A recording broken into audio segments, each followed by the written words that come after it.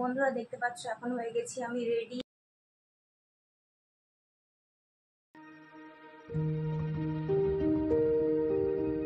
এখন বাজে ঠিক 6:45। তো এখন আমরা যাব বাজারে। তো আমাদের ফ্ল্যাট থেকে বাজারটা খুব বেশি দূর না, খুব জোর 5 মিনিটস।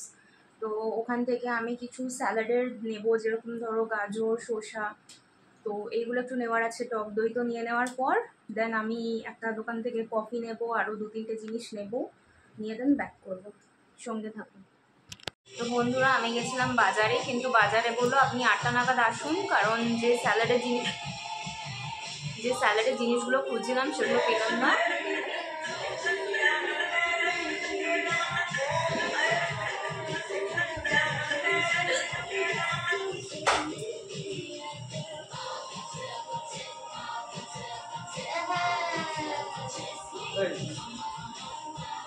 তো বন্ধুরা আমার একটা স্টুডেন্ট আছে, আমি তোমাদেরকে বলেছিলাম যে আমি পেন্টিং শেখাই। তো ও আগে কাছাকাছি থাকতো, এখন ও ক্লাস 6-এ পড়ে, কিন্তু ওরা এখন বাইরে শিফট করে গেছে, মানে ওয়াশিংটনে শিফট করে গেছে ওরা। তো ওরও কিন্তু ইউটিউবে চ্যানেল আছে, আর ও ভীষণ ভালো অ্যানিমে ক্যারেক্টার ড্র করে, আমি তোমাদেরকে দেখাবো। তো অনলাইনে আমি ক্লাসটা নিয়ে, তো যাই হোক ও আমার একটা অ্যানিমে ক্যারেক্টার ড্র করেছে, আমি তোমাদের দেখাচ্ছি আর তোমরা দেখে বলবে কেমন হয়েছে। তো বন্ধুরা এরপরে আমাদের একটি কম্বল আমি এখানে ড্রাই ওয়াশ করতে দিই, এটা বেশি দূর নয়, আমাদের বাড়ি থেকে জাস্ট 5 মিনিটস ওয়াকিং ডিস্টেন্স। এরপরে আমি যাই বাজারে। তো বাজারে কিছু স্যালাড নেওয়ার ছিল, তো সেই স্যালাডগুলো নিয়ে আমি আবার ঘরে ব্যাক করি। বন্ধুরা আমরা বাজার থেকে এসে গেছি। আমি যেহেতু তোমাদেরকে বললাম বাজার এখান থেকে বেশি দূর না, খুব জোর ধরো 3 মিনিট কি 2 মিনিট হবে ওয়াকিং ডিস্টেন্স, মানে বুঝতেই পারছো একদম কাছে।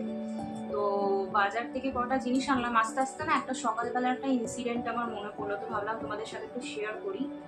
হতে পারে খুব একটা বেশি ইম্পর্টেন্স না এটার, কিন্তু আমার কাছে একটা ইম্পর্টেন্স মনে হলো, তাই তোমাদের সাথে শেয়ার করলাম। সকালবেলা আমি ব্লিঙ্কিটে 12টা 12:30 নাগাদ কিছু জিনিস অর্ডার করেছিলাম। তো অর্ডার করতে স্বাভাবিক 15 মিনিট পর যখন জিনিসগুলো আসে একটা দাদা দিয়ে যায়, দাদাটার নাম আব্দুল্লাহ সামথিং কিছু একটা ছিল। তো এলো, তো আমাদের ঘরে না সবসময় জুস রাখা থাকে। জুস বলতে সেই গ্লাসে করে দেখবে পাওয়া যায় না, দেখবে অনেক রকম ফ্লেভারের পাওয়া যায়। তো গ্লাসের মতো হয়, প্লাস্টিক, ওপরটা প্লাস্টিক দিয়েই, প্লাস্টিকের কিছু দিয়ে একটা এরকম সিল করা থাকে। তো আমাদের ঘরে 4-5টা রকম থাকে, আর সুধাংশ এনে রাখে। তো হঠাৎ মানে শেষ হয়ে গেছে, আমাদের কাছে একটাই বাকি ছিল। তো ওটা আমি নিলাম, নিয়ে দাদাটাকে দিলাম। আর আমাদের ঘরে যতবার শেষ হয়ে যায় ততবার আমরা এনে রাখি, কারণ এই ডেলিভারি দাদাদের জন্য। তো এবারে নিয়ে যখন দাদাটা এসছে দিতে, হিন্দিতে কথা বলছে, তো আমি ওনাকে বললাম ভাইয়া ইয়ে পাঠিয়ে। তো উনি না পুরো শকড হয়ে গেল, মানে ওনার মুখের এক্সপ্রেশনটা দেখে মানে ভালো লাগলো একদিকে, অদ্ভুত লাগলো। কিন্তু উনি এইভাবে আমাকে জিজ্ঞেস করলেন যে ইয়ে মেরে লিয়ে। আমি বললাম হ্যাঁ ভাইয়া ইয়ে আপকে লিয়ে।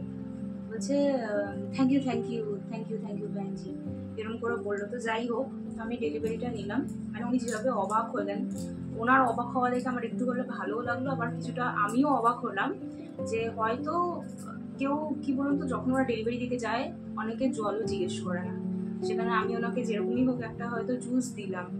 দেখুন আমি দিয়েছি বলে যে কথাটা বড়াই করে বলছি তা না, কিন্তু কিছু কিছু ক্ষেত্রে না মানে আমার দেখাতেও বা বলতেও ঠিক জিনিসগুলো ভালো লাগে না, কারণ অনেকে ভাবে যে হয়তো দিয়েছি বলে আমি বলছি বা দেখাচ্ছি না।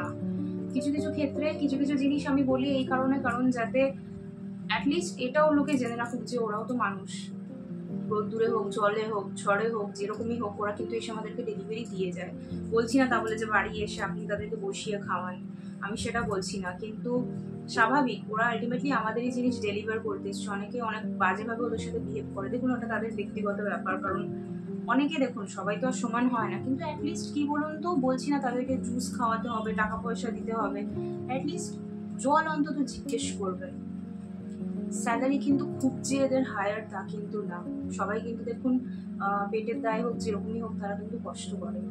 আর ওই দাদাটা এতটাই অবাক হলো না, মানে আমাকে জিজ্ঞেস করলো যে ইয়ে মেরে নিয়ে হে, মানে ওই কথাটা শুনে সিরিয়াসলি আমার খুব অবাক লাগলো যে উনি এতটা শক হয়েছেন, মানে এর আগে হয়তো না কেউ জলও জিজ্ঞেস করেনি।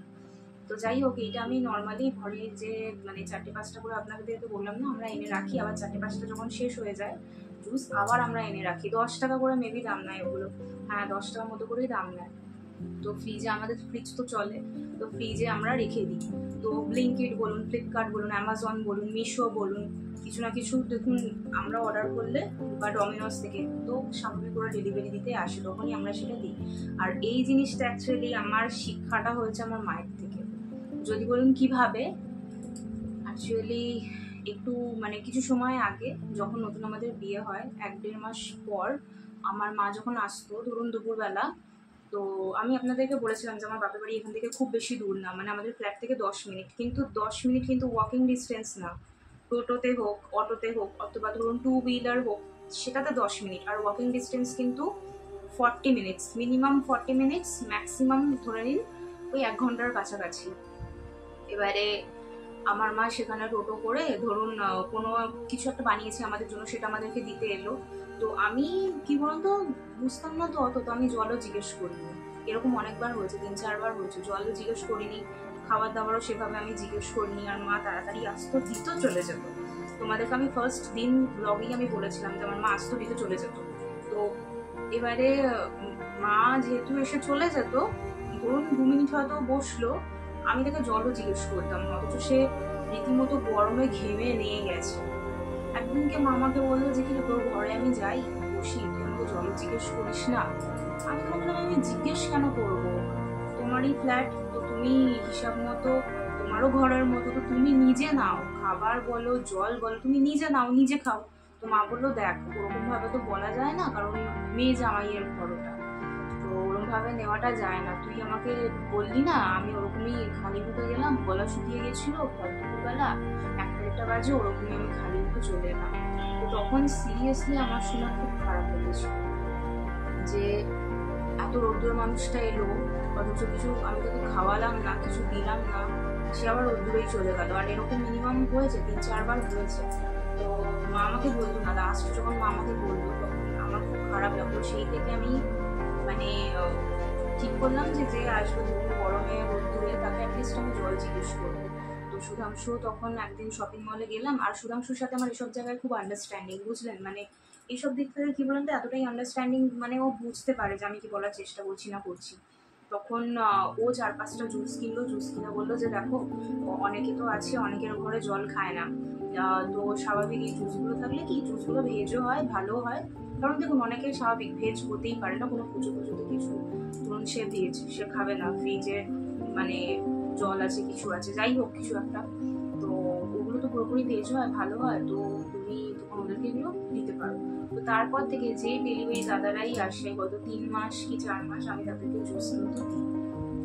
আর দেওয়ার পর না তাদের মুখে স্মাইলটা দেখবে, মানে ওরা তো অবাক হয়, তার সাথে একটা স্মাইল দেয়। আর কিচ্ছু কিন্তু তারা বলে না, আর চিন্তা নিয়ে তারা বলবেও না, কারণ তারা একটা কোম্পানিতে কাজ করে, সুতরাং সে বলবে না যে ম্যাডাম আপনার বাড়িতে বসে আমি খাবো, বা দিদি আপনার বাড়িতে বসে খাবো। কিন্তু আপনি যে জল জিজ্ঞেস করবেন বা কিছু একটা তাদেরকে দেবেন না, দাদা এনাও একটু জল খেয়ে নাও বা কিছু, আমি জুস দিচ্ছি বলে আপনাদেরকে দিতে হবে সেটা আমি বলছি না, আপনারা জলও জিজ্ঞেস করতে পারেন। সুতরাং যখন বলবেন না দাদা, বা বোতলটা নিয়ে গিয়ে বলবেন দাদা এখানে একটু জল খান, ওদের মধ্যে দেখবেন একটা স্মাইল এসে যায়। তো ওইটা কিন্তু অ্যাজ আ আশীর্বাদ সিরিয়াসলি লাগে। আর বলতে পারেন এটা আপনার গৃহস্থের জন্য ভালো। মানে কথাটা আমি বলতে বাধ্য হলাম, কারণ আজকে হঠাৎ দাদাটাকে দেখলাম, তো দাদাটা পুরো এতটাই শক্ট ছিল, এতগুলো দাদাকে আমি এতদিন দিয়েছি, এতটা শক্ট কিন্তু আমি কাউকে দেখিনি, আজকে ফার্স্ট টাইম। মানে ওই দাদাটা এতটাই অবাক হয়ে আমাকে জিজ্ঞেস করলো, যার জন্য বাধ্য হয়ে আজকে শেয়ার করলাম। এই ছোট ছোট জিনিসগুলো একটু দেখলাম না, আর কিছু না। বাকি তো অবভিয়াসলি দেখুন সবাই সমান হয় না, তো আপনাদের যেটা ভালো মনে হয় আপনারা করবেন। আমি গাইড তো কাউকে এইভাবে করতে পারি না, কিন্তু কি বলুন তো, আলটিমেটলি সবাই পেটের দায়ই খাটে, কারণ এদের স্যালারি খুব বেশি কিন্তু হাই হয় না। যারা ধরুন ডেলিভারি বয়ের কাজ করে, ডমিনোজে কাজ করে, খুব যে বেশি স্যালারি হয় তা কিন্তু না। তো আমাদের ডেলিভারি দেওয়ার জন্য ছোটখাটো কোম্পানিতে যেরকম ভাবেই হোক নিজের পেট চালানোর জন্য কাজ করে, বা সংসার চালানোর জন্য কাজ করে থাকে। অ্যাটলিস্ট আমি বলবো জল হলেও অন্তত একটু জিজ্ঞেস করবেন। তো যাই হোক বন্ধুরা, এরপরে আমি বানাতে বসবো রুটি, আর তার সাথে আমি বানাবো একটু আলুর তরকারি, একটু সসেজ দিয়ে। তো সেটা আমি তোমাদেরকে দেখাচ্ছি, সঙ্গে থাকো। আর হ্যাঁ, কোনো জায়গায় হতেই পারে, দেখো আমি কাউকে গাইড তো করছি না, তেমনি মিস গাইডও করছি না, কিন্তু কোনো কারণে হয়তো আমার কোনো কথা তোমাদের যদি কোনো খারাপ লেগে থাকে যে না এই মেয়েটা বেশি জ্ঞান দিচ্ছে, এই মেয়েটা বেশি এই বলছে ওই বলছে, তাহলে মাইন্ডে নেবে না। কারণ দেখো আমার যেটা মনে হয়েছে আমি সেটা বলেছি, এবার স্বাভাবিক তোমাদের মতামত আলাদা থাকতেই পারে। তো বললাম জাস্ট একটা মনুষ্যত্ব হিসেবে। এবারে বাকি তোমাদের ব্যাপার, তোমরা কি করবে না করবে। বাকি আমি এরপরে কি করেছি তোমাদের দেখাচ্ছি। তো বন্ধুরা দেখো, আমি এখন এসে গেছি, আর এই যে আমি অ্যাপ্রন পরে একেবারে নিজের কমফোর্টেবল জোনে এসে গেছি। আর এই অ্যাপ্রনটা আমাকে সুধাংশুই পরতে বলেছে, কারণ আমি এই অ্যাপ্রনটা পরে কাজ করলে নাকি পুরো শেফ শেফ দেখতে লাগে। আর স্বাভাবিক রান্নাঘরের দায়িত্বটা তো বাড়ির বউদেরই থাকে, আর বিয়ের আগে মায়েদের থাকে। যাই হোক, তো এখন আমি আলুগুলোকে কেটে নিচ্ছি। আমি আলুর তরকারি আর রুটি বানাবো, খুব সিম্পল। আর 5 ফোড়ন দিয়ে আলুর তরকারি তো তোমরা সবাই পারো, স্বাভাবিক যে দিদিরা আছে, মায়ের বয়সী কাকিমারা, সবাইকে বলছি, দাদারাও অনেক ভালো রান্না করো। লাস্টে শুধু একটুখানি সসেজ অ্যাড করো। তোমরা দেখো, সসেজটা যখন অ্যাড করবে না, তখন একটুখানি গরম মশলাও লাস্টে দিয়ে দেবে। ব্যাপক খেতে লাগে, কোনো রকম কোনো খারাপ লাগে না, একটু তোমরা দিয়ে জাস্ট দেখবে। তো আমি এখন সব কাটাকুটি করে পরিষ্কার করে নিচ্ছি জায়গাটা ভালো করে। এরপর আমরা রান্নাঘরের দিকে যাব।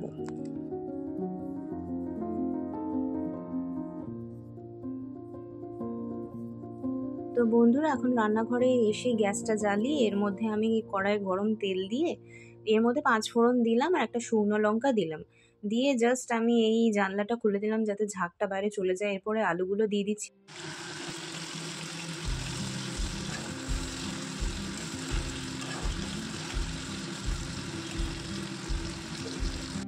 তো তোমরা তো এখন দেখতেই পেলে আমি একেবারে আলু দিয়ে, টমেটো দিয়ে, সব কিছু দিয়ে একেবারেই আমি বসিয়ে দিলাম 5 ফোড়ন দিয়ে। আর একটুখানি এর মধ্যে হিংও দিয়েছি আমি, টেস্ট হয় নিরামিষি সব খাবারের মধ্যে। আর এখন একটুখানি চিনি আর একটু নুন অ্যাড করে দিলাম, অ্যাড করে একটু নাড়িয়ে এবার আমি এটাকে চাপা দিয়ে দেবো। চাপা দিয়ে 10-15 মিনিট করে নেবো। তো তারপর যতক্ষণ ওই 10-15 মিনিট ওটা সিদ্ধ হচ্ছে, ততক্ষণ আমি আটাটা মেখে নেব। রাত্রির বেলার দিকে আমি সত্যি বলতে 2টোর বেশি রুটি খাই না, সুধাংশু 3টের বেশি রুটি খেতে চায় না। আর এর সাথে আমি সকালে ব্রেকফাস্টের জন্য একটু আটা মেখে নিব, মেখে নিয়ে আলাদা করে বাটিতে আমি ফ্রিজে রেখে দেবো। সকাল সকাল যখন রান্নাটা করি তখন রান্নাটা ফ্রেশও থাকে আর তাড়াতাড়ি হয়েও যায়, তো খুব বেশি ঝামেলা হয় না। তো আটাটা আমি মেখে নিচ্ছি। আর যাই হোক বন্ধুরা, এখন হয়তো দেখতে পাচ্ছ এটাকে মনে হচ্ছে আমি বাঁ হাতে আটাটা মাখছি, কিন্তু বাস্তবে আমি বাঁ হাতে মাখছি না, আমি ডান হাতেই মাখছি। এটা ক্যামেরার অ্যাঙ্গেলের জন্য মেবি এটা বাঁ হাতে দেখতে লাগছে। আমি যখন ফার্স্ট টাইম ভিডিওটা দেখলাম আমি ভাবলাম যে বাঁ হাতে লাগছে কেন, কিন্তু এটা বাঁ হাতেই দেখতে লাগছে। যাই হোক, তোমরা একটু বুঝে নিও। তো আমি আটাগুলো মেখে এখন রুটিগুলো বেলে নেব।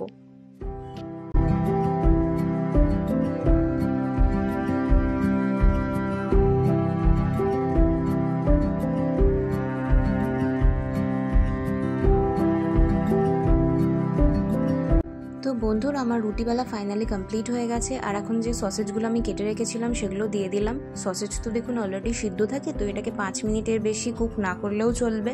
5 মিনিট আমি একটু রেখে দিলাম আর একটু গরম মশলা অ্যাড করলাম। আর এই 5টা রুটি একেবারে আমি সেঁকে নিলাম। তো আমার রান্না হলো এখন কমপ্লিট। এরপর আমরা ডিনার করতে বসবো।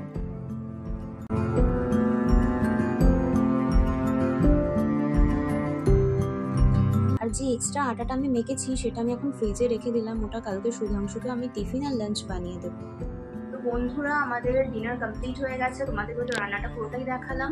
এরপর আমরা ডিনার কমপ্লিট করে নিয়েছি। করার পর আমি বাসন টাসন মেজে কিছু জামা কাপড় ছিল সেগুলোতে বাথরুমে আমি ওগুলোকে চোবালাম সার্ফে জলে, কারণ কালকে একটু কাচতে হবে। তো তারপর আমি ফ্রেশ হয়ে জামাটা চেঞ্জ করে জাস্ট মুখটা হিমালয়া ভেরিফাইং নিম ফেস ওয়াশ দিয়ে ধুয়ে এখন এলাম। এখন করবো আমরা নাইট স্কিন কেয়ার। তো বন্ধুরা, তোমরা যারা আমার আগের কিছু ভ্লগ আর রিলস দেখেছো তারা খুব ভালো করে জানো আমি খুব বেশি heavy night skin care routine মেনে চলি না। তো যাই হোক, তো আমি জাস্ট এখানে হিমালয়া বিউটিফাইং নিম ফেস ওয়াশ দিয়ে মুখটা ধুয়ে এখন পতঞ্জলির অ্যালোভেরা জেলটা ভালো করে লাগিয়ে নিচ্ছি।